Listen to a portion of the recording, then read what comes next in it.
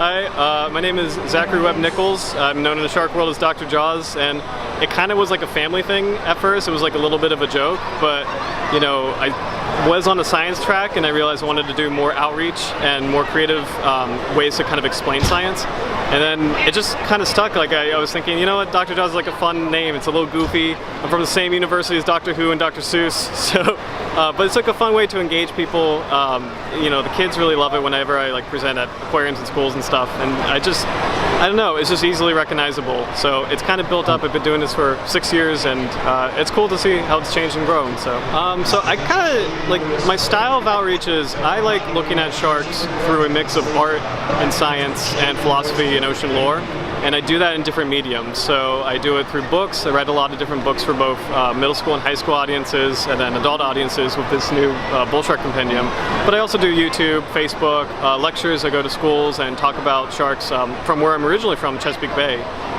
So I'm mostly focused on coastal species, but my biggest thing is that I just like mixing different disciplines, because sharks are beautiful and they're complicated, and I like seeing them in different lenses. So, and I think it's healthy to see them just beyond the scientific lens. Like, how do they relate to us, you know, culturally, you know, and how do they relate to different communities? Because like scientists, fishermen, or just fans, you know, they all have something to offer. So it's cool.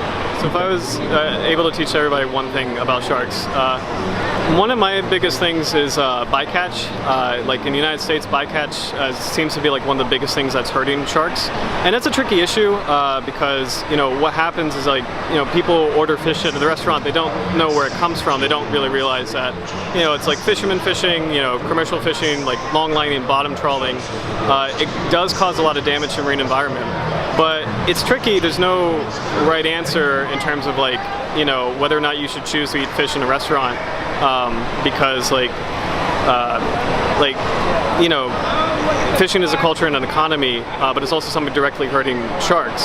So I just like making people aware of that. As long as you're aware of the connection between where your food comes from and, you know, how it impacts the ocean, you know, and you still make an informed decision whether it is to eat or not to eat seafood, either way is fine. Just I really care about raising that awareness, though, because sometimes I just don't think people really make the connection. You know, like we don't. It's not like this magic thing where like food comes out of nowhere. You know, like I think it's healthy to understand, you know, the system, you know, and then how the system impacts, you know, our marine environment.